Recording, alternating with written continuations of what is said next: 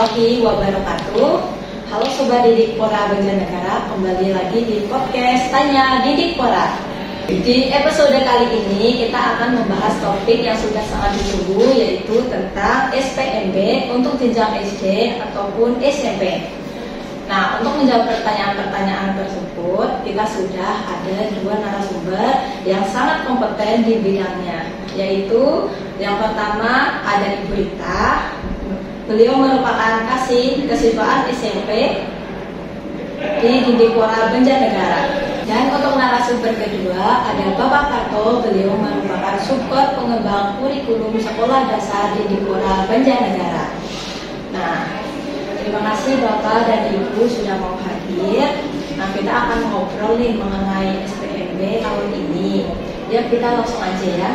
Untuk yang pertama nih Ibu Rita, dalam proses SPMB di jenjang SMP Kabupaten Banjarnegara, ini ada jalur apa saja sih ya Bu?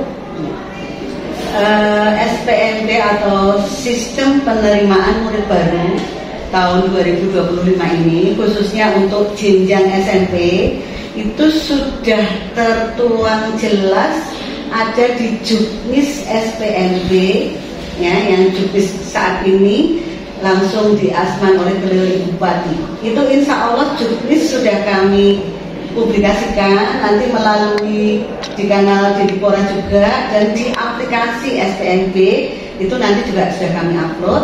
Kemudian ke sekolah-sekolah juga, ke SMP ya, SMP yang akan melaksanakan SPMB juga sudah kami share. Jadi insya Allah untuk Juknis itu sudah terpublikasikan. Hanya mungkin dalam memahami Juknis atau mencermati Juknis itu memang ada keterbatasan, ada yang kurang teliti, kurang teliti dan lain sebagainya. Nah, mengenai pertanyaan tadi ada berapa jalur ya untuk SPMB kali ini, ada 4 jalur sama dengan tahun yang lalu SPMB untuk jenjang SMP, karena untuk jenjang SD nanti beda ya. Untuk jenjang SMP itu ada 4 jalur. Yang pertama adalah jalur domisili. Ini yang menggantikan dulu adalah jalur zonasi. Jadi jalur zonasi pada saat PPDB tahun lalu sekarang digantikan menjadi jalur domisili. Yang kedua masih tetap ada jalur afirmasi, dan yang ketiga adalah jalur mutasi, dan yang terakhir ada jalur prestasi. Ya, jadi ada 4 jalur. 4 jalur ya. Yeah. Nah, untuk Pak Marco nih, untuk jalur SMP sama SD itu kan beda. Nah, kalau untuk jalur SD sendiri itu ada berapa ya Pak? Ya, terima kasih. Untuk jalur SD itu hanya ada 3. Yang pertama adalah jalur domisili, yang kedua jalur afirmasi, yang ketiga adalah jalur mutasi. Berarti untuk SD itu domisili, afirmasi, mutasi. Kalau yang prestasi nggak ada, yang prestasi nggak ada. Ya, karena di SD itu tidak ada sistem tes dan tidak ada pengumpulan sertifikat untuk prestasinya kan. Untuk yang pertama ini jalur domisili yaitu Rita ya, itu bisa jelasin lebih lanjut mengenai jalur domisili dalam konteks SPMB itu syaratnya apa saja ya? Jalur domisili itu istilah saja ya, tetapi untuk syarat itu masih tetap menggunakan KK ya. Jadi bukan surat keterangan domisili, tapi menggunakan kartu keluarga ya. Kecuali dalam kondisi tertentu, kondisi darurat, misalnya ada bencana alam atau bencana sosial, itu bisa menggunakan surat keterangan domisili. Tetapi dalam kondisi normal persyaratannya adalah KK ya. Itu kartu keluarganya itu ada syarat minimalnya nggak? Ya, ada minimal harus 1 tahun di tempat domisili. Berarti kalau anaknya daftar bulan Juni 2025, dia itu udah harus ada di Kabupaten Banjarnegara Juni 2024. Iya, iya. Terus untuk kartu keluarga itu kalau anaknya saja ibu yang pindah, nggak ada, maksudnya pindah kakak sama nenek kakeknya, tapi orang tuanya itu masih di kartu keluarga di luar Kabupaten Banjarnegara, itu bisa nggak? Itu yang terpenting di KK itu si anak nama orang tuanya itu sama dengan yang ada di ijazah, yang jadi bukan nama orang tuanya bukan berganti, masih seperti nama yang asli, nama orang tuanya. Oh, berarti bisa ya? Iya, tetapi namanya harus nama ya orang tuanya. Begitu. Terus ini untuk Pak Parton, kalau anak yang di luar zonasi, misalnya dia itu di kabupaten domisili luar domisili. Iya, di luar domisili seperti Kabupaten Wonosobo, sehingga bisa nggak mendaftar di Kabupaten Banjarnegara? Untuk anak yang dari luar kabupaten, memang di Juknis memang belum ada keterangan seperti itu, ya. Tapi kita mengakomodir lah untuk saat ini ya, untuk bisa mendaftar di sekolah. Contoh di Sigaluh kan ada anak dari luar Wonosobo, memang paling dekat itu daerah Sigaluh ya SD 1 Sigaluh gitu. Kemudian di daerah Pringamba juga seperti itu, anak Wonosobo juga kebanyakan satu kampung sekolah di Pringamba 2. Tapi itu kemarin belum muncul untuk anak-anak yang dari luar kabupaten, karena kita hanya mengakomodir yang dari kabupaten sendiri gitu. Tapi prinsipnya sepanjang masih ada kuota dalam masuk di pendaftaran murid baru, itu prinsipnya masih bisa. Prinsipnya masih bisa. Terus kalau misalnya beda kecamatan nih Pak, kecamatan Pegunungan pengen ngedaftar di kecamatan Banjarmawu, itu kan jauh, itu bisa nggak? Atau harus pakai jalur lainnya? Kalau beda kecamatan, karena kami yang SD itu menerapkan domisili itu per kecamatan. Oh, per kecamatan. Per kecamatan. Nah, kalau yang kecamatan lain, misalnya Banjarmawu mendaftar di Banjarnegara, itu ya jelas tidak diperbolehkan. Karena kecamatan, kecuali anak Banjarmawu itu menggunakan jalur lain seperti jalur afirmasi, mempunyai persyaratan seperti apa yang disampaikan tadi. Berarti dalam satu kecamatan itu diusahakan daftarnya itu? Iya, diupayakan daftar di satu kecamatan. Jangan sampai mendaftar di luar kecamatan. Itu untuk SD ya? SD. Kalau SMP tapi bisa ya Bu, kalau kecamatan? Kalau SMP penentuan domisilinya menggunakan radius. Ya, jadi radius. Jadi di sini bisa saja dari kecamatan lain, asalkan dia masih dalam radius, ya, radius yang ditentukan, itu dia mendaftar di sekolah yang diinginkan. Jadi tidak dibatasi dia dari kecamatan mana, tidak. Ya, yang penting masih dalam wilayah radius yang ditentukan. Ya, begitu. Jadi bisa dari kecamatan lain ataupun dari kabupaten lain. Ya, sudah diatur di lampiran 3. Jadi dari kabupaten lain pun bisa mendaftar, karena sebagai contoh di daerah Kalibening itu berbatasan dengan wilayah Pekalongan, Kecamatan Paninggaran. Nah, di sana itu selama dia masih dalam radius, di situ masih dalam radius yang ditentukan, itu dia bisa mendaftar di sekolah yang dituju diinginkan, misalnya SMP 1 Kalibening, begitu. Kemudian di wilayah SMP 1 Sigaluh misalnya, itu juga ada calon murid yang berasal dari Kabupaten Wonosobo, itu bisa. Nggih. Masih dalam radius. Ya. Terus ini untuk Pak Parto, untuk jalur afirmasi itu syaratnya itu apa aja ya Pak? Sama dengan yang SMP. Ya, keterangan tidak mampu juga bisa. Itu kalau di SD kan masih sederhana. Oh iya. Nggak terlalu rumit banget, karena kita berharap itu mendapatkan siswa murid banyak gitu, tapi nyatanya banyak yang tidak daftar dan sebagainya. Itu seperti kita SD nggak begitu. Kalau SD berarti nggak bisa. Kuotanya banyak, kadang-kala ada yang kuotanya sampai 28, karena kan 28. Tapi yang daftar cuma 4 misalnya. Kalau SD kan seperti itu. Karena kondisi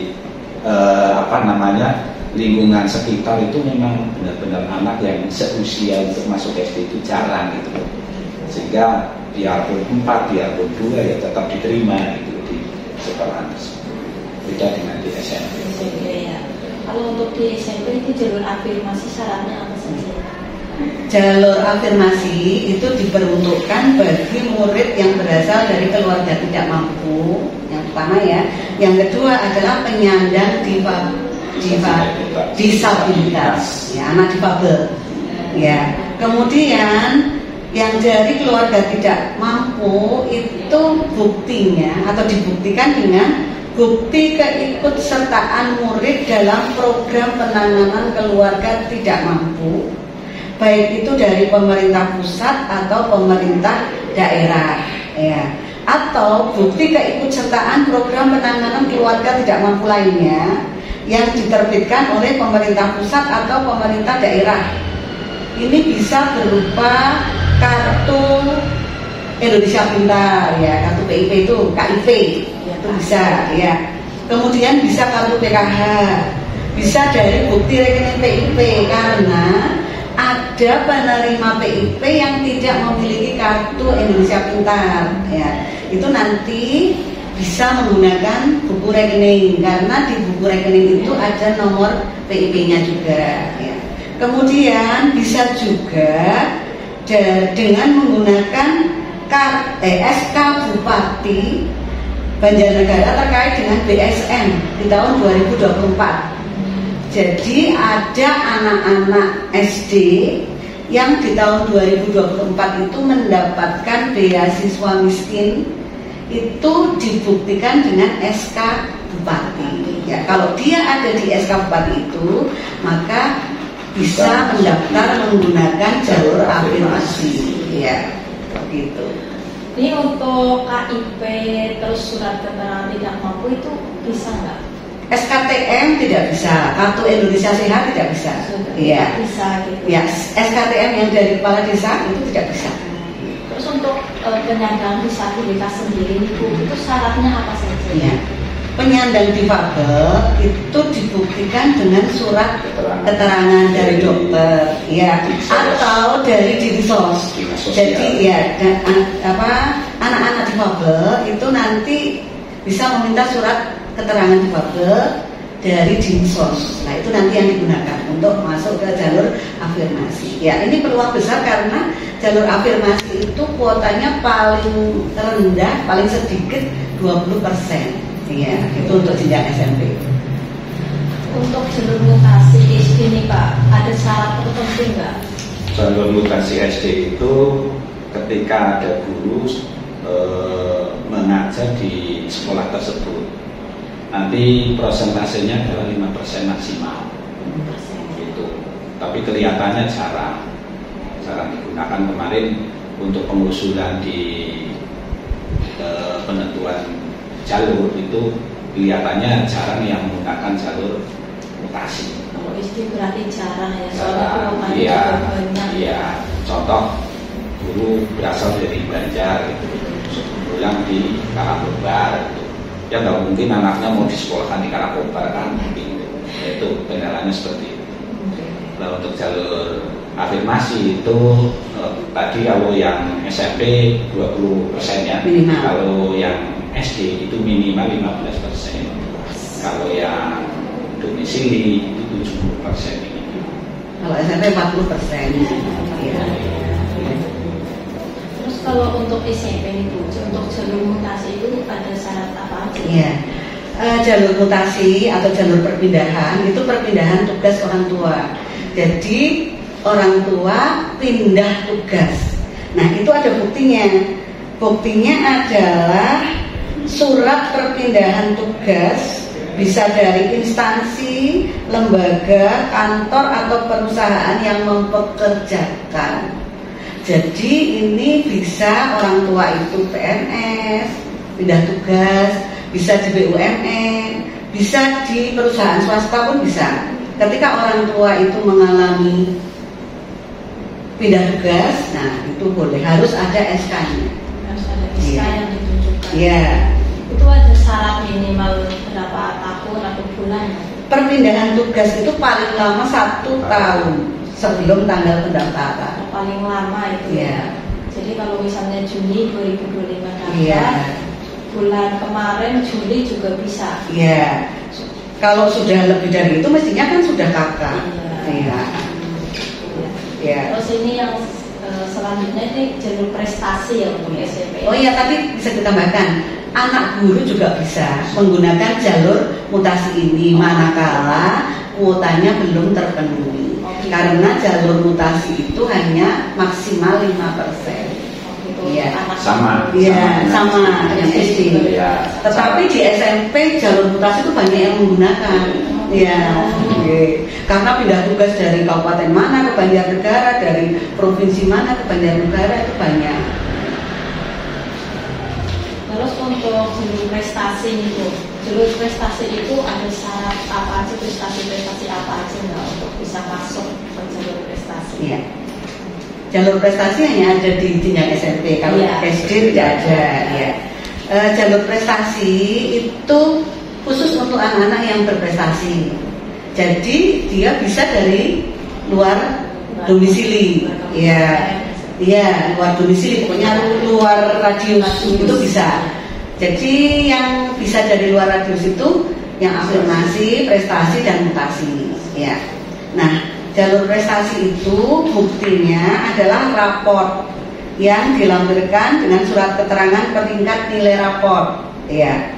Jadi anak dihitung rata-rata nilai rapotnya mulai dari kelas 4 semester 1, 2, kelas 5 semester 1, 2 dan kelas 6 semester 1. Jadi 5 semester itu di rata-rata. Kemudian nanti nilainya harus minimal 80. Ya. Nanti ada surat keterangan dari kepala sekolah yang menerangkan bahwa anak yang bersangkutan itu peringkat 1, peringkat 2 atau peringkat 3. Itu yang pertama. Ya, 5 semester itu. Kemudian yang kedua adalah prestasi di lomba-lomba, baik itu bidang akademik maupun non akademik. Itu juga buktinya adalah dengan piagam. Ada piagam, dia juara 1, 2 atau 3 tingkat kabupaten. Ya. Untuk pertanyaan selanjutnya nih Pak Karto ya, kita kan ada pembukaan secara online. Kemudian pendaftaran secara online itu dibuka serentak pas tanggal 23 atau sebelum tanggal 23 itu udah bisa? Untuk pendaftaran khusus SD itu tidak melalui online. Oh, kalau SD enggak, Ya. berarti SMP ya? SMP yang melalui online. Kemudian untuk pendaftaran itu mulai tanggal 23 sampai dengan tanggal 28 itu serentak. Serentak gitu ya? Ya, serentak. Berarti untuk pendaftaran Itu berarti belum dilakukan di masing-masing sekolah, belum ada pendaftaran untuk penerimaan murid baru, belum. Mulainya itu tanggal 23 serentak. SMP juga ya Bu? Iya. SMP juga, kalau SMP itu ada online ya Bu? Online. Itu dibukanya online itu pas Tanggal 23. Berarti sebelum tanggal 23 itu Belum bisa. Belum bisa. Iya. Gitu ya. Baru sebelum tanggal 23 itu hanya menu demo. Itu diberikan ke operator SPNJ di tiap sekolah. Tetapi nanti operator baru bisa dibuka di tanggal 23. Aplikasi, maaf. Sedikit saya tambahkan tadi yang jalur prestasi ya Mbak. Iya.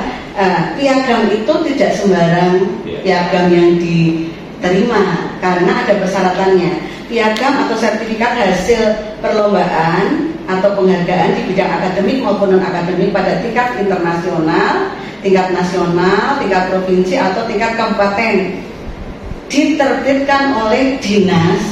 Ya, dinas itu bisa Dinipora, bisa dinas kearsipan misalnya, pokoknya dinas. Instansi atau lembaga penyelenggara yang berwenang, yang berwenang diterbitkan paling singkat 6 bulan, paling lama 3 tahun. Itu jadi ada ketentuannya piagam itu. Ya, jadi tidak sembarangan lomba-lomba, sembarang lomba bisa digunakan piagamnya. Tapi harus yang diterbitkan oleh dinas atau instansi, lembaga, ya. tetap yang kalau selain dinas itu bekerja sama dengan Dindikpora. Ya. Untuk linknya itu seperti yang di Juknis ya? Iya, sudah kami cantumkan di Juknis spnb.banjarnegarakap.go.id. Ya. Terus nih Pak Pato, kalau misalnya daftar lebih dari satu sekolah itu bisa nggak? Kalau untuk SD itu kan fleksibel sih, keinginan orang tua itu kan bisa jadi contoh SD satu perhatikan karena menjadi sekolah buruan dari masyarakat itu kadang sudah daftar di SD 1 mungkin bisa jadi daftar di SD 4 jadi dibebaskan tapi maksimalnya ya harus ada berarti kalau SD bebas gitu ya bilang begitu. Kalau SMP bagaimana itu? Kalau SMP itu harus satu. Ya, karena ketika nanti NISS sudah dimasukkan untuk mendaftar salah satu sekolah, dimasukkan untuk mendaftar yang lain tidak bisa. Kaitannya dengan aplikasi karena online. Ya. Nggak terkait itu. Ya.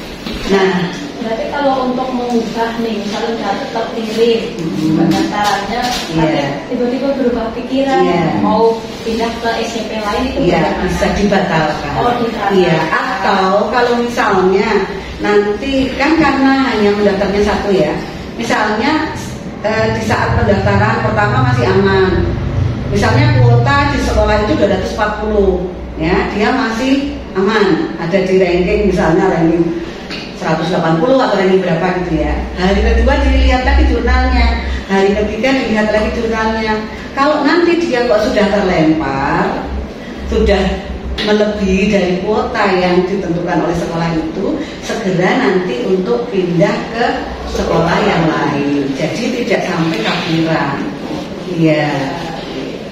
Terus untuk sekolah swasta nih itu mengikuti jalur SPMB juga kan? Iya. Sekolah negeri maupun sekolah swasta itu mengikuti jalur SPMB seperti yang sekolah negeri ya, karena sekolah swasta maupun negeri itu sama-sama diatur oleh kementerian, kemudian sama-sama mendapatkan bantuan dari kementerian misalnya BOS, jadi juga diberlakukan sama, hanya memang tidak persis atau tidak saklek seperti sekolah negeri tidak. Untuk swasta itu kan memang ada dua kategori ya kalau saya lihat, ada sekolah swasta yang diburu dan ada sekolah swasta yang katakanlah itu nanti harus menunggu. Nah, yang sekolah swasta yang memang menjadi tujuan, misalnya sekolah yang berintegrasi dengan pondok, boarding school dan lain sebagainya, mungkin sudah diawali melakukan seleksi penerimaan murid baru. Nah, walaupun sudah dilakukan proses itu, tetap nanti harus di entry di dalam aplikasi. Kemudian untuk sekolah-sekolah swasta yang katakanlah nanti biasanya menunggu dari selesainya SPMB di sekolah negeri, itu nanti kami masih memberikan toleransi waktu ya, lebih dari waktu yang ditetapkan dari sekolah negeri. Oke, Pak Tanto dan Ibu Rima, mungkin cukup obrolan kita. Sebelum mengakhiri, mungkin dari Bapak barangkali ada tambahan ini kaitannya dengan penerimaan peserta murid baru ini. Itu kalau jenjang SD itu kan batas usia yang kalau nggak ada tes kan kalau di SD dan tidak ada jalur prestasi, sehingga yang diutamakan itu usia di tanggal 1 Juli itu 2025 tentunya itu usia 7 tahun kalau nggak ada usia bisa 6 tahun, kalau nggak ada bisa 5 tahun 6 bulan ya. Usia 5 tahun 6 bulan itu harus ada surat keterangan dari psikolog. Kalau di situ surat keterangan dari psikolog itu nggak ada psikolog katakanlah, itu bisa dibuatkan rekomendasi dari sekolah asal. Artinya kalau TK PGRI misalnya yang membuatkan rekomendasi untuk bisa masuk ke jenjang sekolah dasar itu yang kaitannya dengan persyaratan itu. Kita mungkin ada yang mau ya, bagi calon murid khususnya calon murid jenjang SMP ya, atau orang tua dari calon murid SMP ya, itu kami harapkan untuk bisa melihat atau mempelajari juknis yang sudah kami publish ya, itu yang pertama. Jadi pedomannya adalah juknis. Nah, kemudian karena jenjang SMP itu sistemnya online ya, manakala orang tua atau calon murid itu mengalami kesulitan ketika akan melaksanakan pendaftaran online, itu segera nanti menghubungi saja atau datang saja ke sekolah yang akan dituju ya. Jadi meminta bantuan kepada operator SPMB sekolah yang akan dituju. Jadi tidak perlu ada kekhawatiran yang berlebihan, walaupun ini sistemnya online, ini terbuka. Jadi terbuka. Kemudian jangan juga ada kekhawatiran nanti tidak mendapatkan sekolah ya. Karena walaupun di juknis sudah dicantumkan bahwa nanti calon murid hanya bisa mendaftar salah satu sekolah saja, di salah satu sekolah, tetapi perkembangan dari jurnalnya nanti bisa dilihat setiap hari. Di aplikasi juga bisa, atau langsung datang ke sekolah juga bisa. Di aplikasi akan tercantum, tertera dia mendaftar di sekolah X, itu sekarang berada di peringkat keberapa, di jalur apa, itu sudah tertera dengan jelas. Manakala nanti di hari-hari menjelang akhir waktu pendaftaran kok calon murid itu sudah tidak masuk pada kuota yang sudah ditentukan oleh satuan pendidikan ya, oleh sekolah, maka segera melakukan pemindahan pendaftaran. Jadi pindah ke sekolah lain ya, pindah ke sekolah lain seperti itu ya. Ini pesan barangkali untuk teman-teman yang ada di satuan pendidikan, karena kemarin itu banyak yang bingung kaitannya dengan penambahan 0,39. Itu kalau batas maksimal untuk anak SD itu kan satu rombelnya itu hanya 28. Ada penambahan 0,39, kalau dikalikan dengan 28 itu jadinya 10 anak. Kalau dijumlah berarti 38, dari 28 ditambah 10 itu 38. Dan ada pembulatan, jadi sekolah itu bisa dalam satu rombel ya, dengan keadaan sekolah itu memang benar jauh sana sini, dan anaknya ya bisa tertampung ya di sekolahan itu gitu loh. Itu bersifat penyesuaian, sehingga dari 40 anak itu nanti bisa dijadikan satu ruang untuk diberi pembelajaran gitu. Tetapi kemarin itu banyak yang masih ragu, dan ketika mengajukan daya tampung itu belum mudeng hal seperti itu. Maka kami tegaskan nanti ketika di situ sudah mengusulkan, misalnya di situ daya tampungnya 35 ya harus 35. Kalau 36 ya harus 36 gitu loh. Itu kalau dalam satu rombel gitu loh. Kalau melebihi yang ditentukan dari 35 kok jadi 36 satu anak, berarti nanti bermasalah kaitannya dengan NISN, nggak bisa keluar. Sehingga itu perlu perhatian kepada teman-teman yang di satuan pendidikan agar jangan melanggar ketentuan yang sudah di SK-kan, dan harapan nanti semuanya itu tetap mematuhi untuk kegiatan penerimaan murid baru di jenjang sekolah dasar. Jadi nanti batasannya 28. Kalau yang di swasta tadi belum disinggung, swasta memang kemarin kami memang sudah mengumpulkan, dan alhamdulillah swasta itu sudah komit. Jadi kalau menerima 2 rombel itu ya berarti 28 kali 2, berarti hanya bisa menampung 56. Itu pembatasannya kalau di swasta seperti itu. Beda dengan yang di negeri, kalau di negeri itu kan ada pengecualian. Nah rata-rata yang swasta kan kebanyakan di daerah kota, sehingga menjadi buruan wali murid yang akan menyekolahkan anaknya di situ. Untuk SMP jumlah peserta didik atau siswa setiap rombelnya itu maksimal 32. Ya. Sudah ada di Juknis. Di Lampiran 4 di sana sudah ada SK Daya Tampung. Jadi di sana calon murid atau wali murid itu bisa melihat SMP X menerima berapa rombel, setiap rombelnya 32 misalnya, jadi total berapa rombel. Sudah dilihat, bisa dilihat jalur domisilinya berapa, jalur afirmasinya berapa, jalur prestasi berapa, jalur mutasi berapa, sudah ada per sekolah. Ya. Itu untuk pertimbangan wali murid nanti akan mendaftar di mana. Yang mau ditambahin lagi dari Pak Parto atau Ibu? Sudah cukup mungkin? Paling itu yang tidak ada biaya spesial pun, tidak pungut apapun, tidak ada biaya sama sekali. Iya, dari wali murid. Jadi semuanya untuk penerimaan guru baru baik SD mungkin SMP atau TK gratis, tidak ada penarikan dari sekolah itu. Daftar sampai daftar ulang. Ya. Gitu ya. Gitu. Kalau ada hal-hal yang ingin ditanyakan misalnya nanti dari calon murid atau dari orang tua, kita membuka kanal pengaduan ya. Jadi nanti berkomunikasi saja ke kami.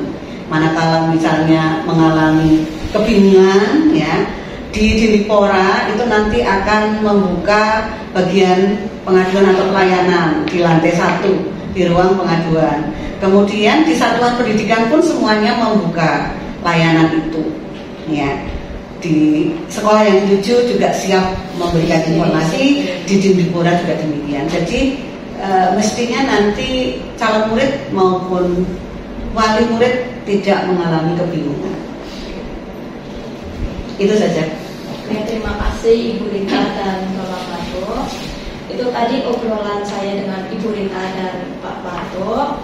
Semoga untuk kegiatan SPMB di Banjarnegara berjalan dengan tertib dan semua diberi kemudahan. Amin. Wassalamualaikum warahmatullahi wabarakatuh. Waalaikumsalam warahmatullahi wabarakatuh.